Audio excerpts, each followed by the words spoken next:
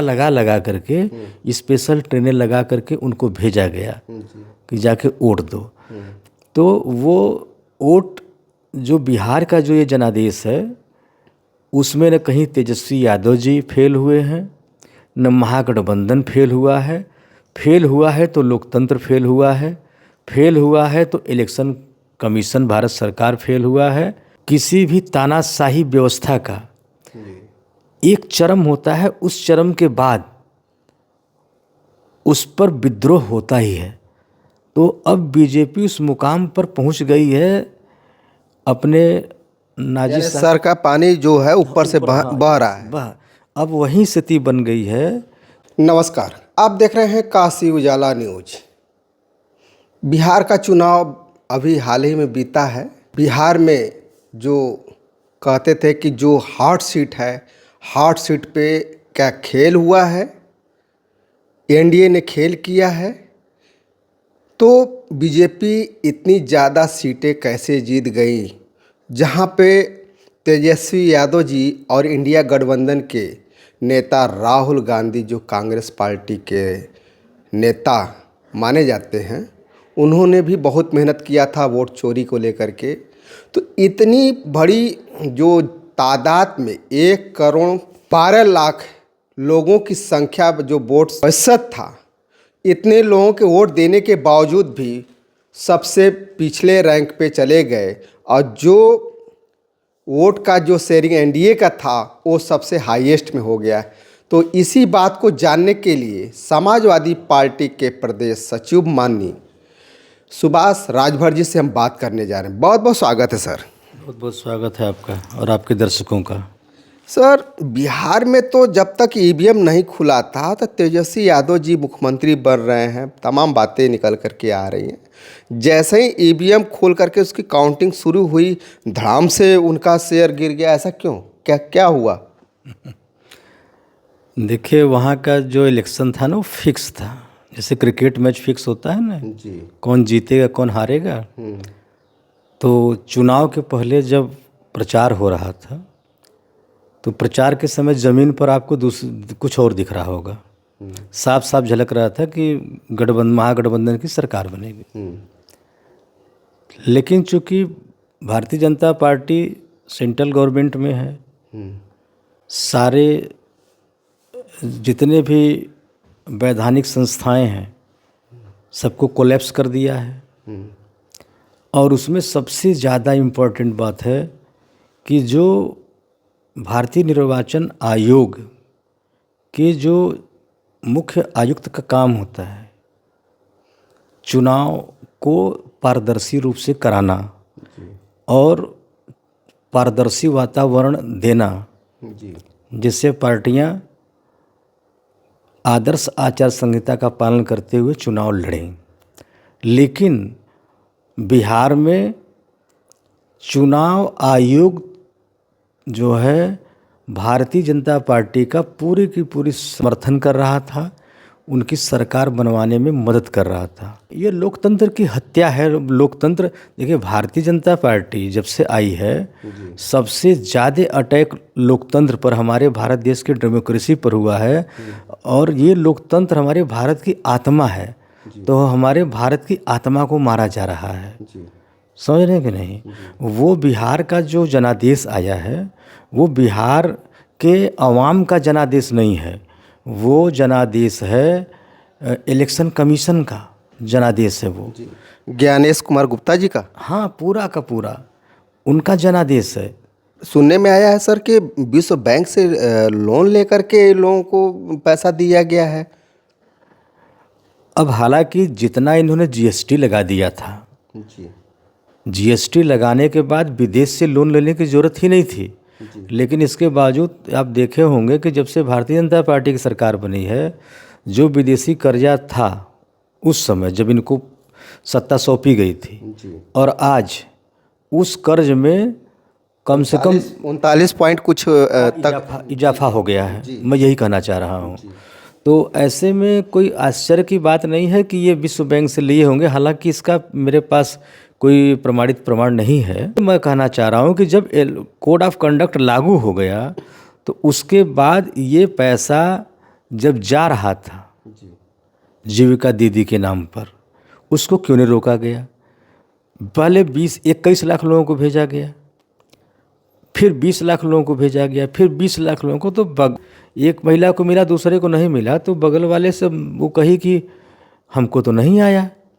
तो कहते अरे वो ऐसा है कि आ जाएगा लेकिन वोट देना एनडीए को, नहीं तो पैसा नहीं आएगा। अब चूँकि बिहार में अभी बहुत बिलो पॉवर्टी लेवल के लोग रहते हैं, और आप देखते हैं कि पूरे हिंदुस्तान में, पूरे भारतवर्ष में आप जहाँ भी जाइए आपको बिहारी मजदूर मिल जाएंगे, टेम्पू चलाते हुए, रिक्शा चलाते हुए, किसी काम में वो मिल जाएंगे।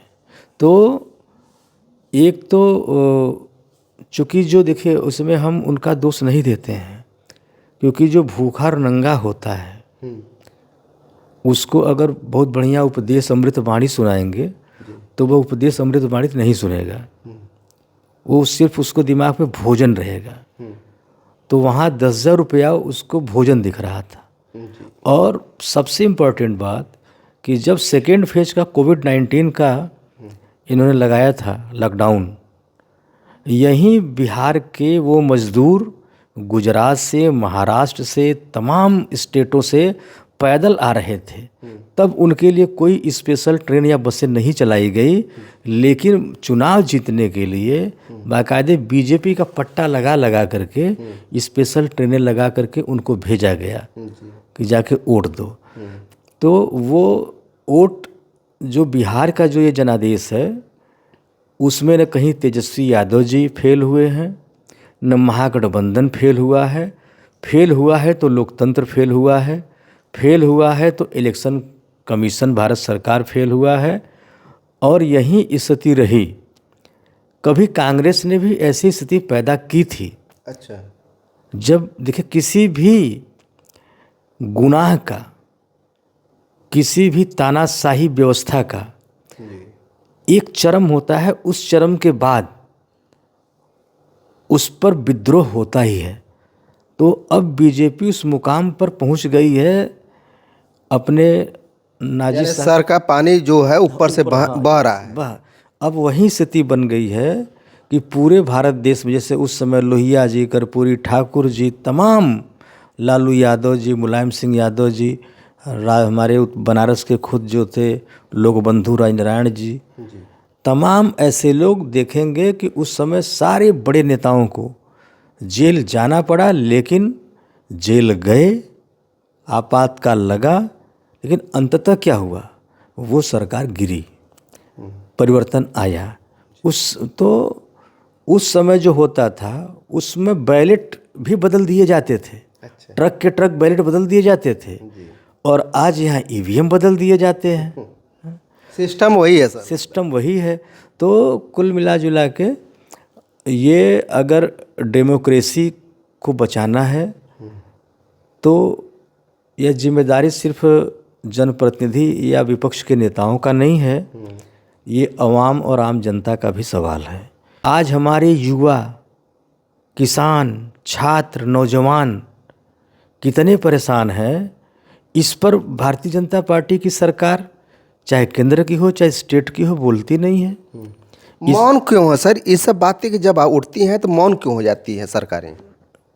नहीं देखिए, पहली बात तो ये चीज़ें जो मेन स्ट्रीम मीडिया उठाती ही नहीं है ना। अच्छा। जब जैसे कि मेन स्ट्रीम मीडिया में हमारे प्रवक्ता पहुंचते हैं तो वहाँ सवाल कौन हो जाता है, वहाँ सवाल मंदिर मस्जिद का खड़ा हो जाता है। भाई चलो, अगर मंदिर तोड़ के मस्जिदें बनाया गया, मैं मान लेता हूँ, तो क्या वो मस्जिद को फिर से खोद के मंदिर बना देने से क्या हमारे यहाँ 2 करोड़ लोगों को रोजगार मिल जाएगा, युवाओं को? नहीं। क्या मिलेगा उससे? ये तो जब हमारे भारत देश में राजतंत्र था तो राजतंत्र में मुसलमान हिंदू की बात नहीं है, हिंदू हिंदू को भी मारा था, मुसलमान मुसलमान को भी मारा था।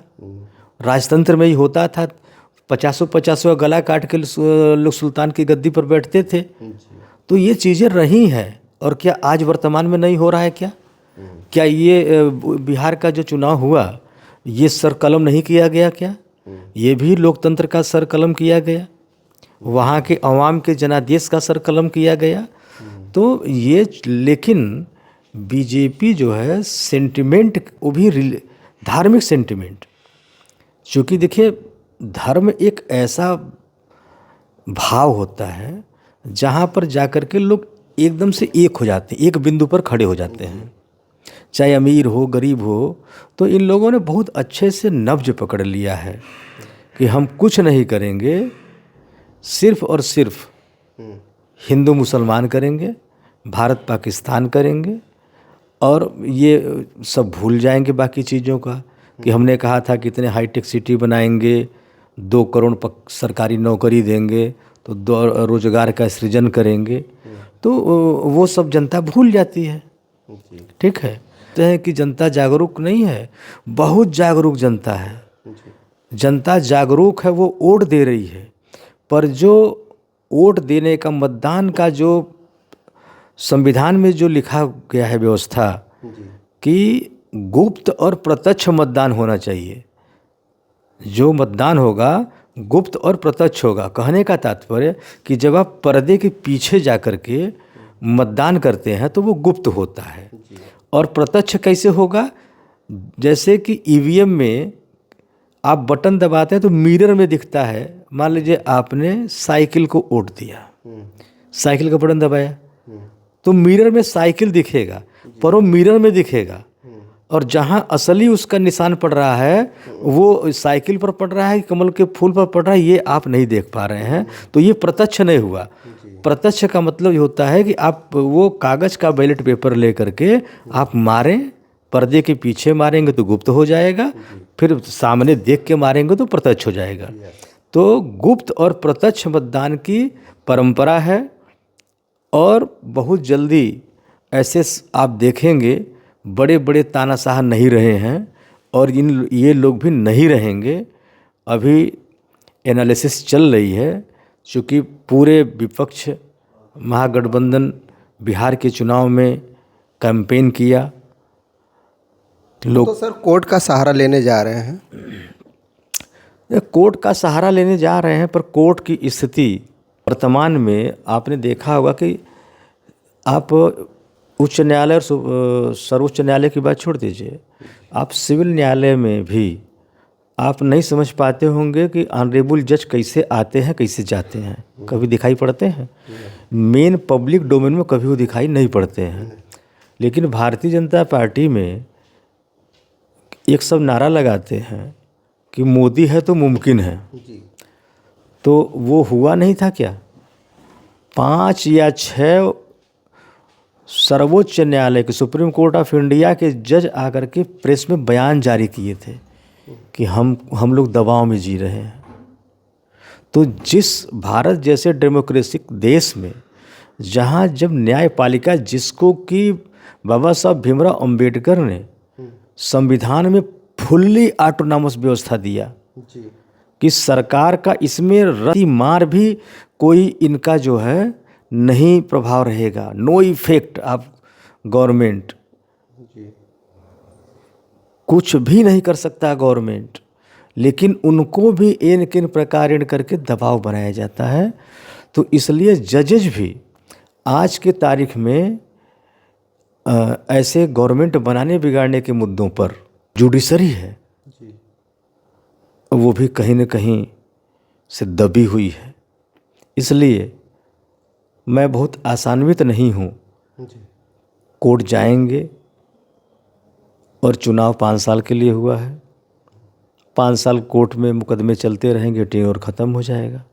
तो ये तो जिस समय 2023 में इन्होंने सेक्शन 16 C&CEC बिल लाया था सुप्रीम कोर्ट के फैसला के खिलाफ, सुप्रीम कोर्ट ने जो फैसला दिया था कि मुख्य निर्वाचन आयुक्त की नियुक्ति में CGI होंगे, मतलब मुख्य न्यायाधीश होंगे भारत सर्वोच्च न्यायालय के, दूसरा प्राइम मिनिस्टर होंगे, तीसरा नेता प्रतिपक्ष पार्लियामेंट। 3 लोगों का उसमें चयन हो सकता है। 3 लोगों का नहीं, 3 लोगों का चयन हो सकता नहीं, 3 लोग रहेंगे। 3 लोग रहेंगे। ये सुप्रीम कोर्ट ने कहा था कि इलेक्शन कमिश्नर के अपॉइंटमेंट में ये 3 लोग रहेंगे। मुख्य न्यायाधीश, उच्चतम न्यायालय भारत सरकार, और ये प्रधानमंत्री जी और नेता विरोधी दल। तो बीजेपी को लगा कि इससे तो हमारा नुकसान हो जाएगा, मैं अपना आदमी बैठा नहीं पाऊंगा क्योंकि बहुमत किसी के पास नहीं है। भाई तीनों अलग अलग हो गए, अलग अलग जगह से आ गए, तो ट्रांसपेरेंसी से होने लगेगा। उसमें सबसे ईमानदार आईएएस को लिया जाएगा। उसके खिलाफ 2023 में सुप्रीम कोर्ट के उस फैसले के खिलाफ मैं जो बता रहा हूं कि 144 लोकसभा सांसदों को सस्पेंड करके 2023 में सेक्शन 16 सी एंड सी का इन्होंने बिल पास किया और कहा कि नहीं, प्राइम मिनिस्टर और एक कैबिनेट मंत्री और नेता प्रतिपक्ष 3 लोगों के द्वारा चुना गया, आयुक्त का चुनाव होगा। एक्ट पारित कर दिया। उस जो एक्ट पारित हुआ 144 सांसदों को सस्पेंड करके, उस पर फिर सुप्रीम कोर्ट को स्वतः संज्ञान लेना चाहिए था, लेकिन लिया नहीं ना। लेकिन लिया नहीं। क्यों? क्योंकि सुप्रीम कोर्ट तक दबाव में जी रहा है इस समय। भाई साहब जो है हमारी भारत देश का लोकतंत्र जो है वो ऑक्सीजन उसको नहीं मिल पा रहा है। गला घोटा जा रहा है तो कहाँ से ऑक्सीजन? हाँ, गला घोटा जा रहा है। मतलब वो तड़प रहा है, भारत का लोकतंत्र तड़प रहा है। लेकिन ये आप सुने होंगे कि पाप का घड़ा जब भरता है तो एक दिन फूटता जरूर है। बड़े बड़े तानाशाह नहीं बचे। आधी दुनिया को जीतने वाला सिकंदर कैसे मरा? खाली हाथ आया था, खाली हाथ जाएगा। तो उसने बताया कि जब मैं मरूं तो मेरे हकीम मेरी जो है लाश को लेके जाएंगे कंधा देते हुए, जिससे पता चले कि जब मौत आ जाएगी तो हकीम भी नहीं बचा पाएंगे।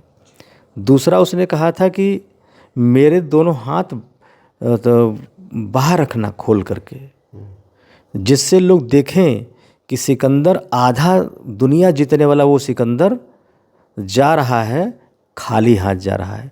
और जितने धन दौलत उसने लूटा था पूरी आधी दुनिया से, कहा जिस रास्ते से मेरा लाश जाए उस रास्ते में ये सोने आभूषण ये सब बिछा देना, धन दौलत बिछा देना, जिससे लगे कि लोगों को, आम जनता को लगे कि ये सब चीज़ें बेकार हैं, कोई साथ जाने वाला नहीं है। इसलिए मैं आपके माध्यम से भारत के माननीय प्रधानमंत्री, जिन्हें उनकी पार्टी यशस्वी प्रधानमंत्री कहती है, तो उनको मेरा निवेदन होगा, गृह मंत्री जी से मेरा निवेदन है, और ख़ास तौर से चुनाव आयोग से और उनके आयुक्त से मेरा निवेदन है कि लोकतंत्र को जिंदा रखो। और लोकतंत्र को मारोगे तो भारत नहीं बचेगा, और भारत नहीं बचेगा तो फिर हम आप नहीं बचेंगे। बिहार की जो हवा थी, अगर उत्तर प्रदेश 2027 में वैसे ही बायार अगर बही, जब टक्कर अखिलेश यादव आदित्यनाथ योगी के बीच में जब चुनाव होगा, जब टक्कर होगा, कड़ी टक्कर होगी, तो उसको कैसे देखते हैं? नहीं, देखिए, बिहार के सिचुएशन और उत्तर प्रदेश के सिचुएशन में बहुत अंतर है। मैंने बताया ना कि वहाँ के जो एक बड़ा संख्या है, ज़्यादातर वो बिलो पॉवर्टी लेवल के लोग हैं और वो तमाम स्टेटों में काम करते हैं। तो मैंने बताया ना कि वहाँ अभी हंगर इतना ज़्यादा है, भूख इतना ज़्यादा है कि लोग सच झूठ, अपना हित अनहित नहीं समझ पाए। खास तौर से जीविका दीदी के माध्यम जो पैसा मिला। लेकिन उत्तर प्रदेश में ये बात नहीं है। अच्छा। उत्तर प्रदेश में आपको यह स्थिति नहीं मिलेगी कि पूरा उत्तर प्रदेश में गांव का गांव गुजरात नौकरी कर रहा हो। गरीबों की संख्या बहुत न्यून है। तो इसलिए बिहार की तुलना उत्तर प्रदेश से नहीं की जा सकती। रह गई बात कि ये जो इलेक्शन कमीशन का जो खेल है, अभी उस खेल में अभी हम लोगों की राष्ट्रीय कार्यकारिणी की बैठक हुई थी, उससे बहुत सारी चीज़ें तय की गई हैं जो अभी मैं आपको नहीं डिस्क्लोज कर सकता। लेकिन हम लोग बिहार के चुनाव को देखते हुए हमारी पॉलिटिकल स्ट्रेटजी बन रही है। कैसे हमको बीजेपी को फेस नहीं करना है, हमको इलेक्शन कमीशन को फेस करना है। हाँ, बाकी कुछ नहीं है। बीजेपी की हैसियत नहीं कि एक सीट जीत जाए। अगर वो चुनाव जीतती, इलेक्शन कमिश्नर ईमानदार हो जाए, ट्रांसपेरेंसी से वो चुनाव करा दे, दूध का दूध पानी का पानी हो जाएगा।